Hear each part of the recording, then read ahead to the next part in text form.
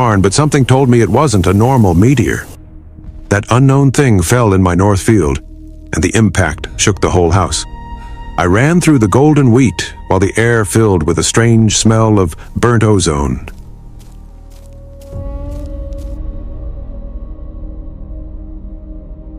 The furrow it had left was at least 200 meters long, and at the end of that path of destruction, I found a ship.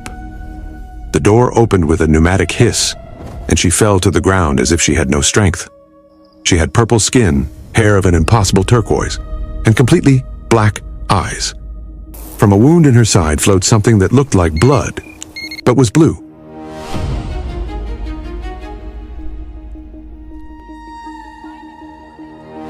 "I'm not military. Please don't call the military," she said in perfect English before passing out completely. I took out my phone, but as always, there was no signal in this part of the field. The nearest hospital was 50 miles away, and if I called 911, the military would come and probably dissect her like an animal. I don't know exactly why I carried her in my arms. She weighed less than I expected, as if she had the hollow bones of a bird.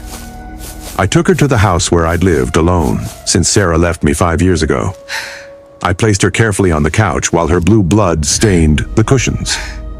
Suddenly, she opened her eyes and grabbed my arm. "There's a medical kit in my ship. It's in compartment B7. I need you to bring it." I ran back across the field and found something that looked like a first aid kit, but with technology I couldn't comprehend. "You have to inject this in my neck, right here," she pointed with a trembling hand. I did it without hesitation, and the wound started closing by itself before my eyes. She would explain later they were medical nanobots. She passed out again, and I watched her all night, wondering what the hell I had done bringing an alien to my house.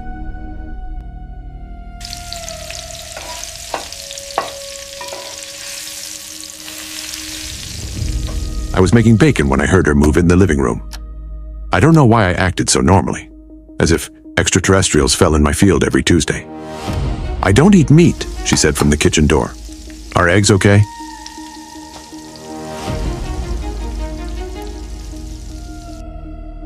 "Protein is acceptable for my digestive system."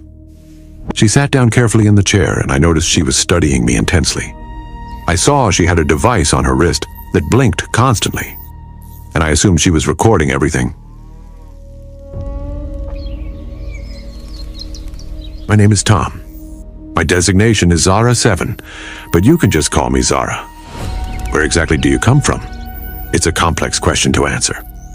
"Do you know the Kepler 442b system?" "No, I've never heard of it." Then the detailed explanation doesn't matter. She ate the eggs methodically as if she analyzed every bite she took. The device on her wrist didn't stop blinking for a second.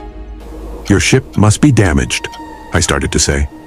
"The emergency beacon is already activated and my people will come in approximately 30 solar rotations." "You mean a month?" "Yes.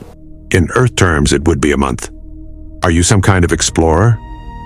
I noticed she hesitated before answering, and it was the first time I saw her try to lie. "You could say something like that." I didn't want to push further, and went to work the field because I needed some normality. From the window, I could feel her eyes following every single movement while that device kept blinking and recording. It was obvious she was studying me like a specimen.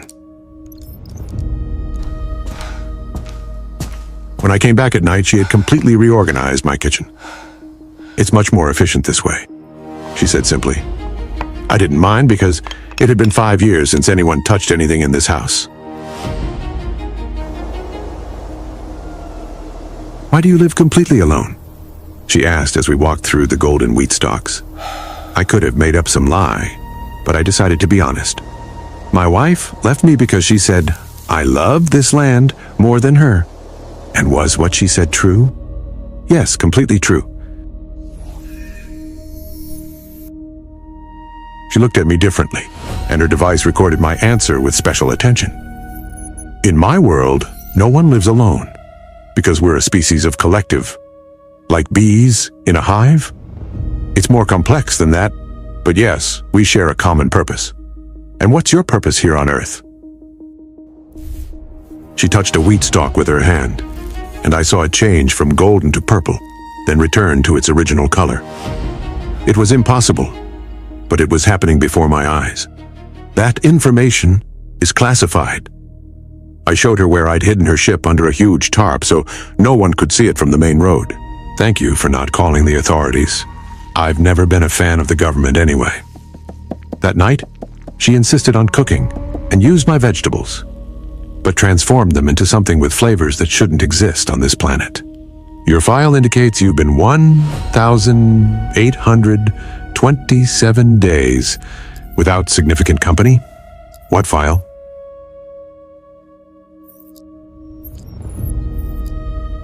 She pointed to the device on her wrist, naturally. I study human behavior in isolation conditions. So I'm a lab rat for you? You're important data for my research? I should have been angry, but I wasn't. At least she was honest with me, more honest than Sarah was at the end of our marriage.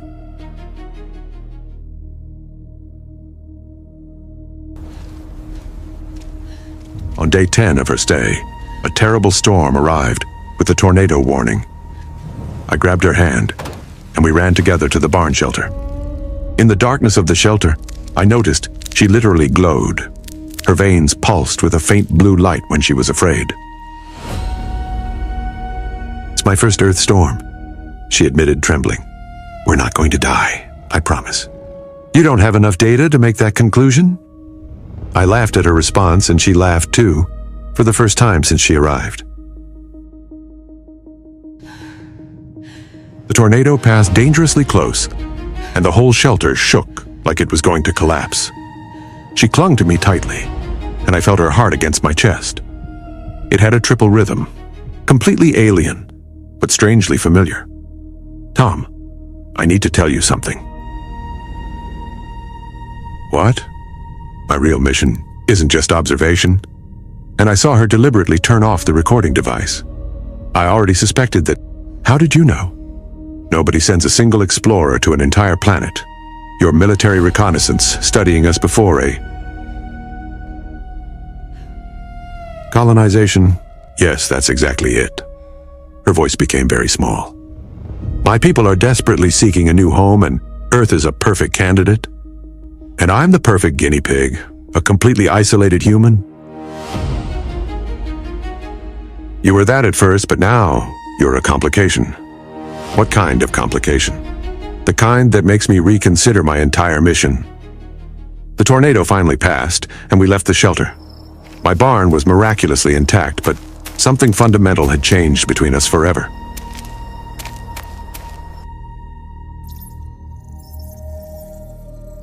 She took me inside her ship and showed me technology my brain could barely process. Holographic screens floated in the air, showing data about Earth, about humanity, and specifically about me.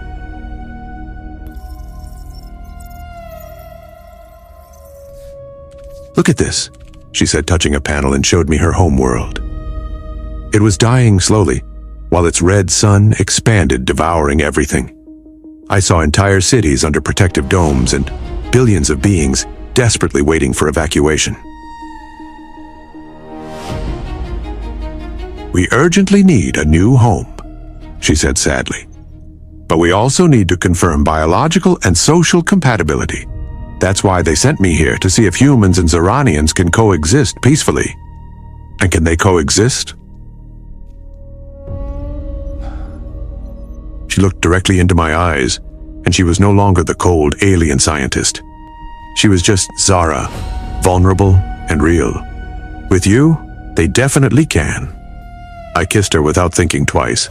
Her lips were colder than human ones and tasted of ozone and alien mint. She pulled away gently but firmly. I can't do this. If I report that I've developed an emotional connection, they'll cancel my mission immediately and send another observer who's less sympathetic. So what are we supposed to do? Nothing at all. In 10 days, I'll leave and report that Earth isn't viable for colonization. My people We'll search for a different world. Would you condemn your entire species for me? It's not just for you, but for your entire species. They deserve to choose their own destiny, not have it imposed from the stars.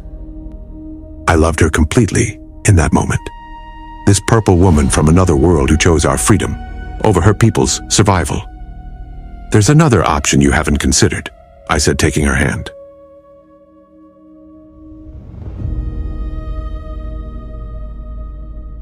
Day 30 arrived too quickly for my liking. Her rescue ship descended slowly over my wheat field. "Come with me, please," Zara said for the 10th time that morning. I had already sold the farm through my lawyer and signed all the necessary papers. Sarah would finally get her share of the divorce, and my brother would think I died or ran away. Both things would be true in some way. "What exactly did you tell your people?" I asked while packing my small suitcase.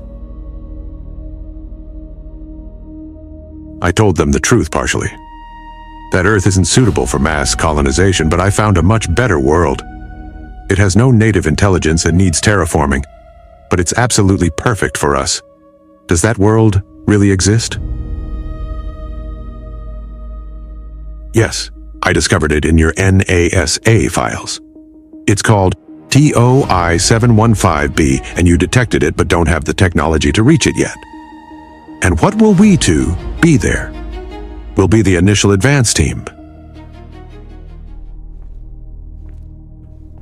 You'll be my agriculture specialist and teach my people how to work the land properly. I'll be the official liaison between species in case other humans want to join voluntarily later. Basically, I'll have a farm on another world. It'll be your farm, but in our shared world. I entered the ship with her without looking back even once. The golden wheat became small in the distance, and Earth turned into a blue marble. "Will you regret this decision?" she asked, as Earth disappeared into the darkness of space. Sarah said, "I loved the land more than anything else." But she was wrong. What I loved was solitude, until you fell from the sky. I literally fell from the sky. Yes, literally. The purple wheat grows extraordinarily well here. 2 suns mean double the natural photosynthesis. Zara genetically adapted the seeds and I adapted the earth farming techniques. We're not alone in this experiment. 20 more mixed couples came after us. Humans who chose love over their home world, and Zaranians who chose the future over their past. My file now clearly says, Day 389, without isolation. Zara is pregnant with our first child. We don't know exactly what it will be, human, Zaranian, or something completely new. What I do know for certain is this. Sometimes love literally comes falling from the sky when you least expect it. And sometimes it's completely worth leaving an entire world behind to build a new one with the one you love.